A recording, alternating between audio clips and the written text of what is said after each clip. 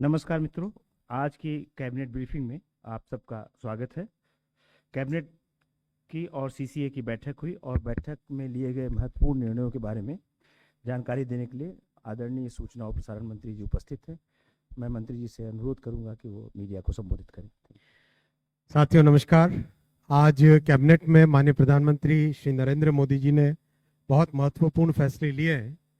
उनमें सबसे बड़ा फैसला है हमारे नौजवानों के लिए बहुत सारी नई अपॉर्चुनिटीज बनाने का इलेक्ट्रॉनिक्स मैन्युफैक्चरिंग के सेक्टर में। आप सब जानते हैं इलेक्ट्रॉनिक्स मैन्युफैक्चरिंग में पिछले 10 वर्षों में ऐतिहासिक ग्रोथ हुई है। ये ऐतिहासिक ग्रोथ अगर आप नंबर्स में देखना चाहें, प्रोडक्शन 10 वर्षों में 5 गुना बढ़ा है, 5 टाइम्स 17% CAGR, और एक्सपोर्ट बढ़ा है 6 गुना। एक्सपोर्ट बढ़ा है 6 गुना। Now electronics has become among the top 3 items in the export of goods. आप सोचो 10 साल पहले नोबडी कुड एवर इमेजिन इतना बड़ा चेंज आ सकता है, but this change has actually happened. और इसको और फर्दर एम्फेसाइज करने के लिए, because electronics, textile, garments, these are sectors which generate huge amount of employment, इसीलिए इसको और ज़्यादा एम्फेसाइज करने के लिए, और ज़्यादा ग्रो करने के लिए आज एक ऐतिहासिक फैसला लिया गया है। Historic decision has been taken today. Complete electronics की मैन्युफैक्चरिंग वैल्यू चेन में आप जानते हैं we are making very good progress in the semiconductor part of the value chain. We have made super success in the PLI based finished products के manufacturing में, and now this time now we are covering sub assemblies and bare components. सब assemblies और bare components का दिखाने के हिसाब से अगर देखो आप, this is a PCB motherboard which basically has all the components on it, right?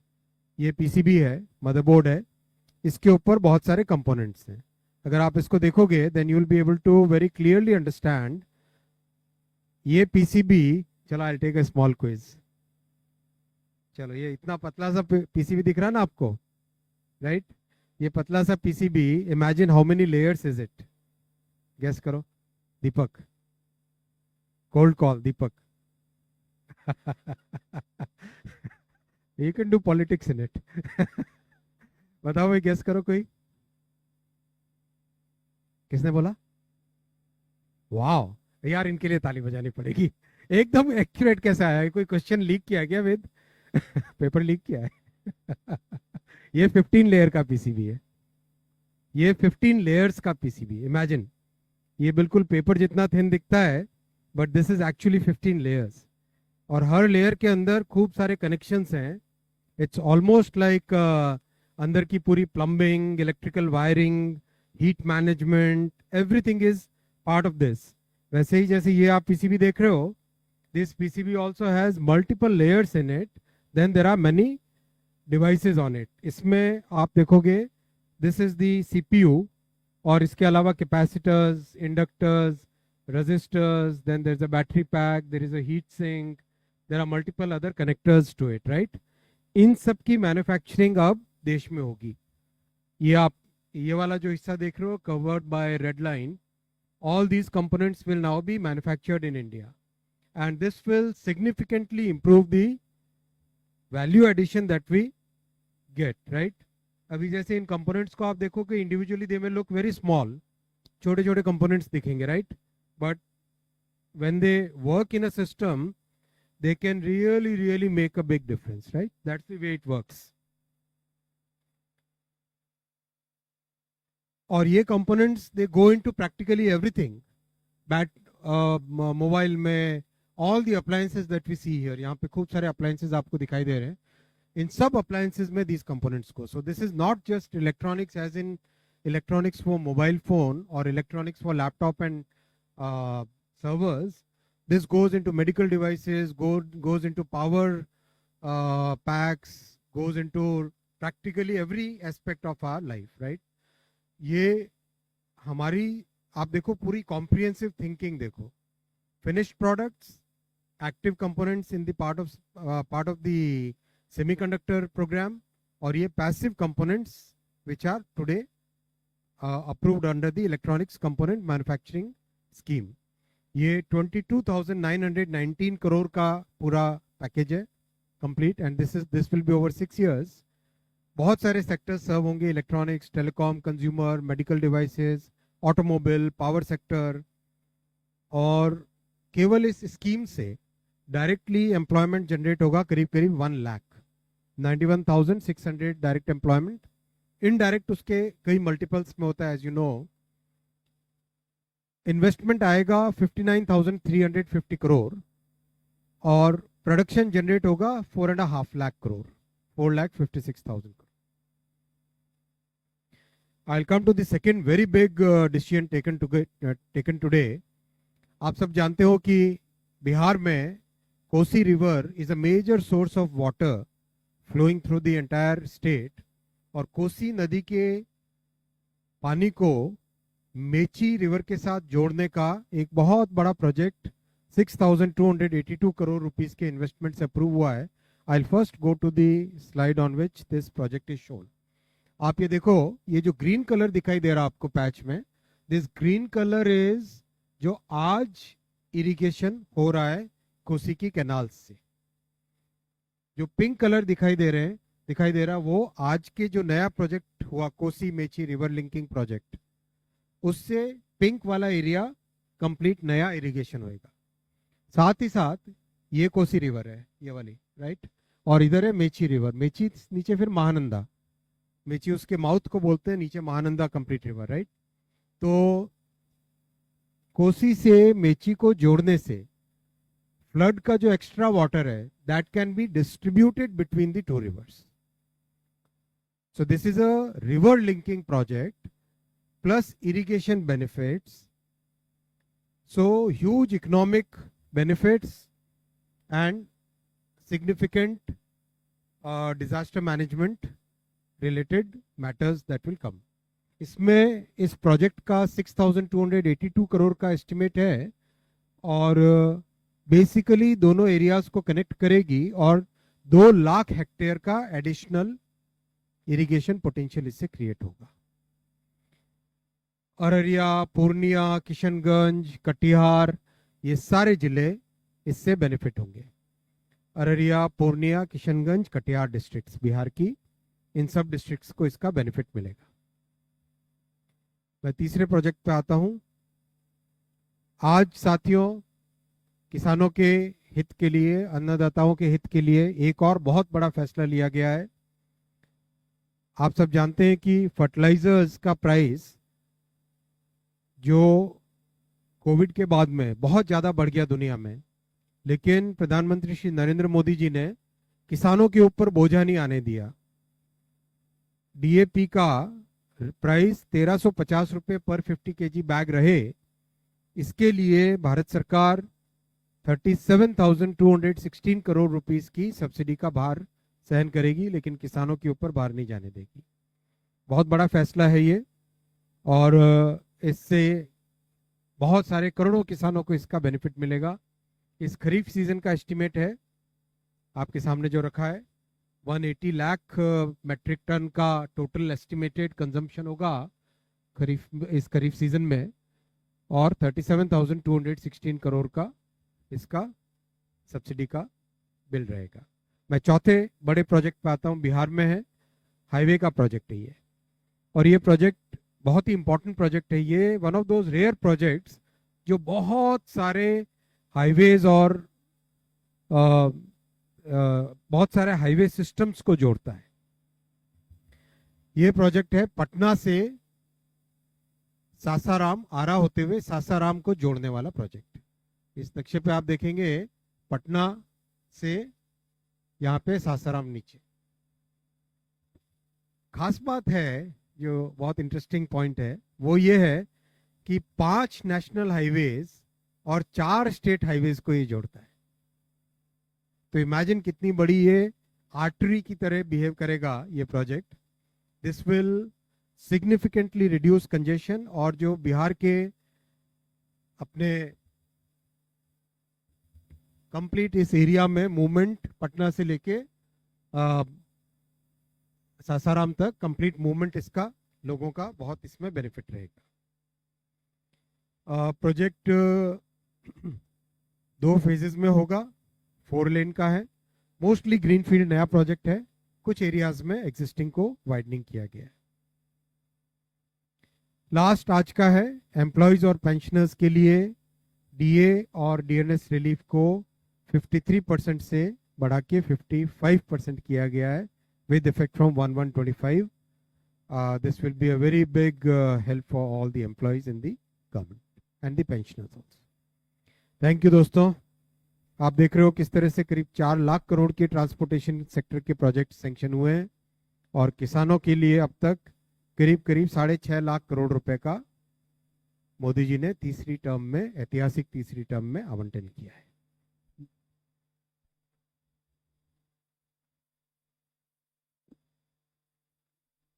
DA में 6,614 करोड़ का टोटल एनुअल फाइनेंशियल इम्प्लीकेशन है। 202 sir, Tarun Sharma from Zee business. Sir, जो आपने इलेक्ट्रॉनिक कंपोनेंट मैन्युफैक्चरिंग स्कीम को जो आज मंजूरी दी है, सर ये स्कीम कितने साल के लिए होगी? और सर हम अभी मोस्टली सर इंपोर्ट कर रहे हैं सर, उसमें भी एक्सपोनेंशियली ग्रोथ है सर, उसमें कितना असर आपको दिखेगा? और सर इसी से जुड़ा हुआ तीसरा सवाल कि आपको लगता है कि जब तक हम इंपोर्ट ड्यूटी को रेज नहीं करेंगे तब तक हमारे यहाँ पे मैन्युफैक्चरिंग इतना ग्रोथ नहीं कर पाएगी? क्योंकि हमने पहले सोलर में भी इसी तरीके की चीज़ देखी और ये उस समय आ रहा है जब सर हम यूएस के साथ टैरिफ। आपके 3 क्वेश्चन है, तीनों क्वेश्चन में पहली बात ये कि आज फिनिश्ड गुड्स का इंपोर्ट करीब स्टेबल हो गया है और ज्यादा इंपोर्ट नहीं होता because we have started manufacturing the finished goods. इस स्कीम के बाद में कंपोनेंट्स की मैन्युफैक्चरिंग जब इंडिया में बनने लगेगी उसका इंपोर्ट भी अपने आप कम हो जाएगा। एक हमें बहुत बड़ा सिग्निफिकेंट माइंडसेट चेंज लाने की जरूरत है। What is that mindset change?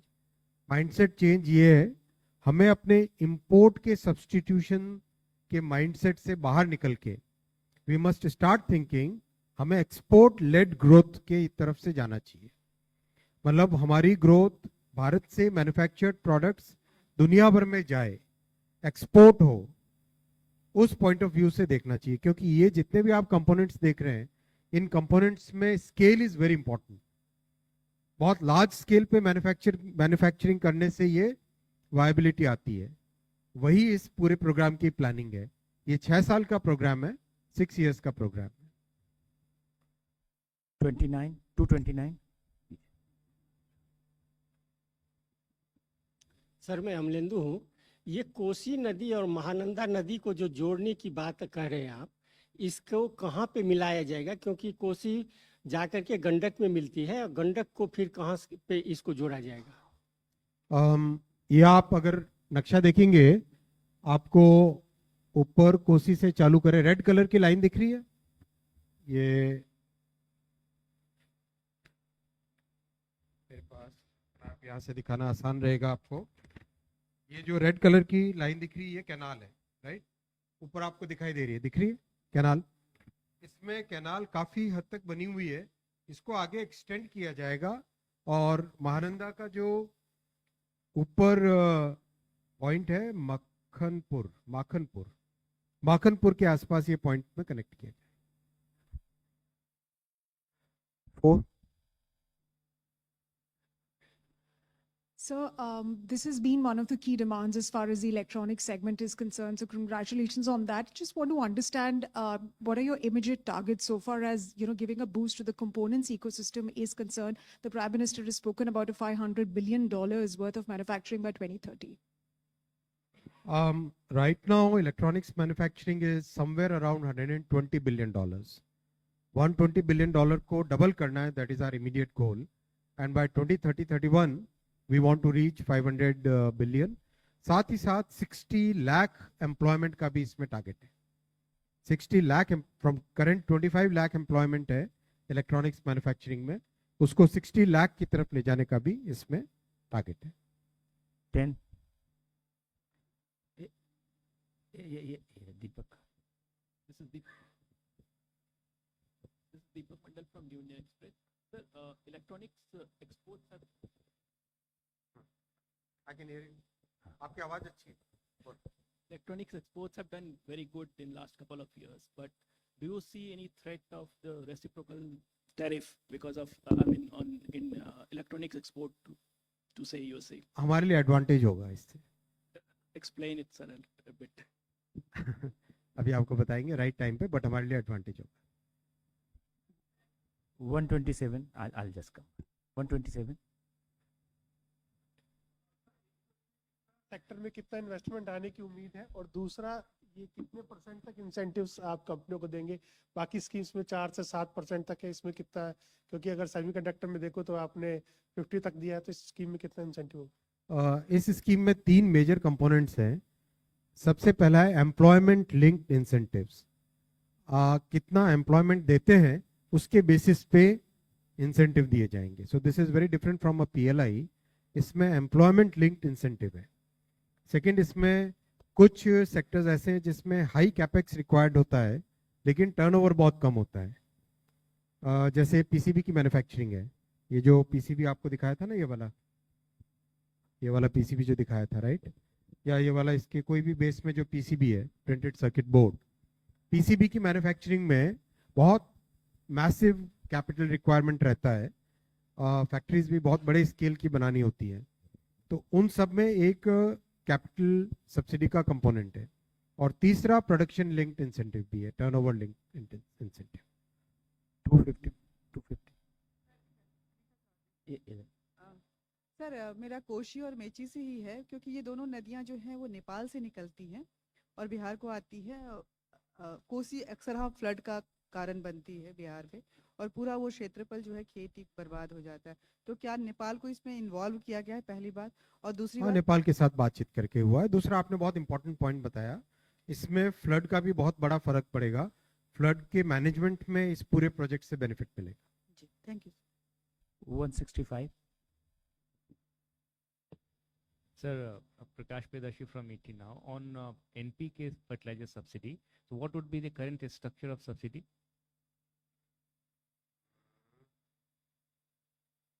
Structure of subsidy is this: NPKS, individual items. 81 Sir, just for clarification, this is Rishi from the business line. Sir, this for N rupees 43.02 per kg, that would be the subsidy rate for the N grade of fertilizers, right? Is that right? We are reading correctly, sir? Thank you so much, sir. 236 Deepak. Sir, I am Deepak from Times of India. So again, a political question. Primarily, these two decisions for Bihar comes at a time just few months before election. So two things we want to know: are you going to see much more decisions in the next few weeks? Second question: what are the timeline for this Kosi River? It will take a long time, but what is the timeline?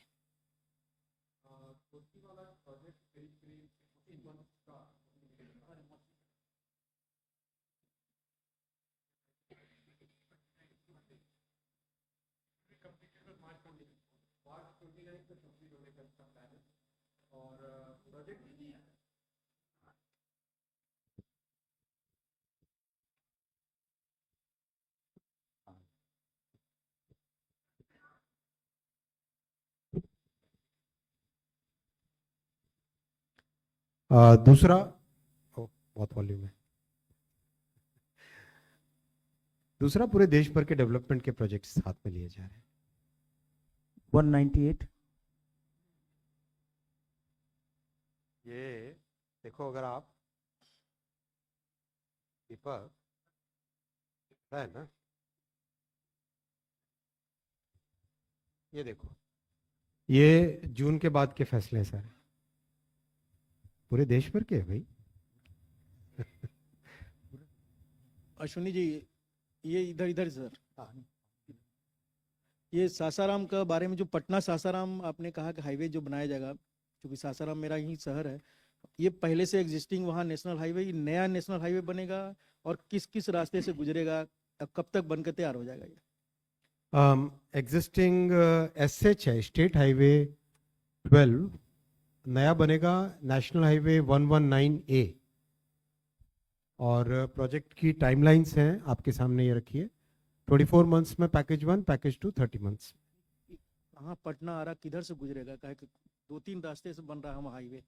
Detail आपके सामने एक पूरा उसका alignment map आप share कर लेंगे, share कर लेना भाई एनएच की तरफ से। मुझे ही भेजना भाई। जमीनें खरीदनी है। Next last question I think 7, अच्छा आप है 227, then I will take 71 227।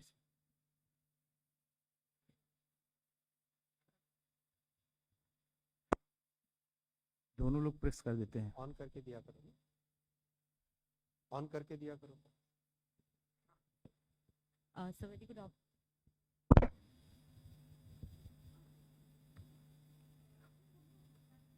fertilizer subsidy. आप मत प्रेस करिए, बस केवल आप बोलिए। हाँ, Thank you. The fertilizer subsidy amount we are talking about 37,000 crores. So that's already part of the budgetary allocation for FY26. Am I right? That is obviously it is part of the budget, correct? Na? That's So the- already budget. That's budgeted. So the estimates are unchanged, and are the subsidy rates also unchanged? It's gone up. Thank you, sir. Thank you.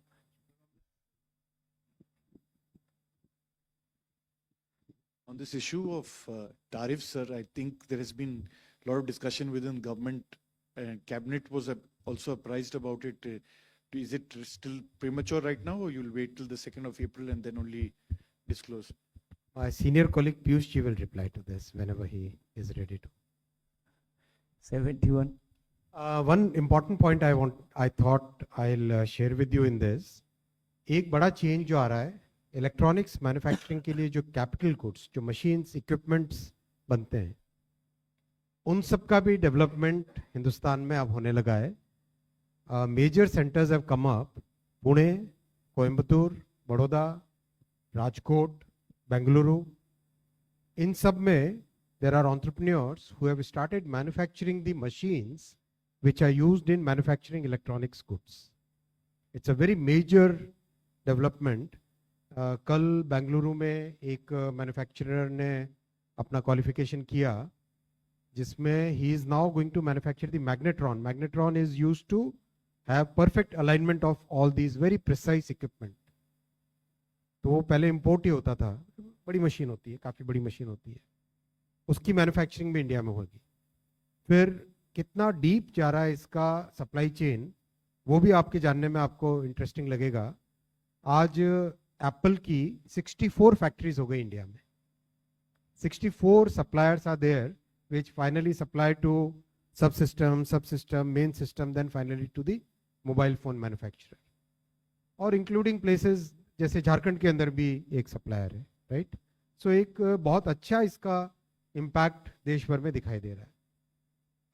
तीसरा, आप देखोगे इस complete value chain में जब काम करते हैं तो इसका पॉजिटिव इम्पैक्ट न केवल इलेक्ट्रॉनिक्स बल्कि दूसरे मैन्युफैक्चर्ड गुड्स में भी पड़ने लगता है। फॉर एग्जाम्पल, जब इसकी डिमांड के कारण मशीन्स की डिमांड बढ़ती है, तो जैसे एप्पल के मैन्युफैक्चरिंग में डिमांड बढ़ी, तो वो जो मशीन मेकर्स हैं, पहले मशीन्स कहीं से इंपोर्ट करते थे, अब आज उनके पास खुद की डिमांड इतनी हो गई देश में कि वो आप भारत में ही मैन्युफैक्चर करें। लास्ट पॉइंट, इसमें एक एक फैक्ट्री में 10-10 हज़ार, 15-15 हज़ार, और एक फैक्ट्री तो ऐसी भी जिसमें 40,000 वर्कर्स सिंगल फैक्ट्री में, और इसमें ज़्यादातर हमारे गांव की बहनें और बेटियां, रूरल एरियाज से विमेन वर्कर्स बहुत अच्छी ट्रेनिंग लेके बहुत अच्छा प्रिसीजन का काम करती हैं। और लास्ट पॉइंट, आप इसमें देखोगे ये एक ऐसा सेक्टर है जिस सेक्टर में पोल्यूशन का कोई स्कोप नहीं है, बहुत ही क्लीन मैन्युफैक्चरिंग है कंप्लीट। आप इस फैक्ट्री में अगर कभी भी जाओ, इसकी फैक्ट्री में, तो आपको लगेगा कि it's literally like an office. एक और पॉइंट, आज लैपटॉप्स और सर्वर्स की manufacturing is now going on in thousands every month. एक मैन्युफैक्चरर ऐसा भी है देश में अभी जो 4000 सर्वर्स एवरी मंथ मैन्युफैक्चर करके शिप आउट कर रहा है. And they have started designing also. देखो कितना डीप जा रहा है वैल्यू चेन. इस डेप्थ को आप समझो. Over a period of time कितना बड़ा डेवलप हुआ है. आज बहुत सारे मैन्युफैक्चरर जो पहले असेंबली चालू किए फिर उसको डीपन गए, डीप होते होते और उसमें अब कंपोनेंट्स में जा रहे हैं. साथ ही साथ बहुत सारे लोगों ने डिज़ाइन की टीम्स भी बनाई है. एक मैन्युफैक्चरर है जिसने करीब 50 लोगों की डिज़ाइन की टीम बनाई है. Another one which has a team of about 100 design engineers. तो इसका सिग्निफिकेंट बेनिफिट देश को मिल रहा है.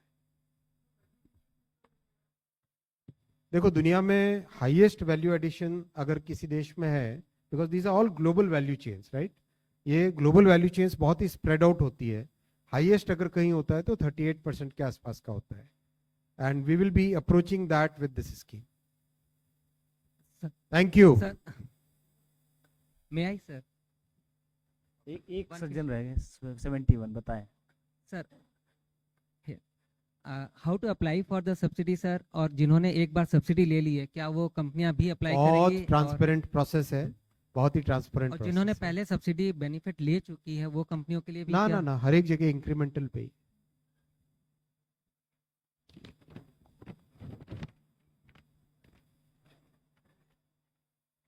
ये हाथ में लेके देखना यारो. हाथ में लेके वो उसको पूछो उसको 15 कैसे पता चला.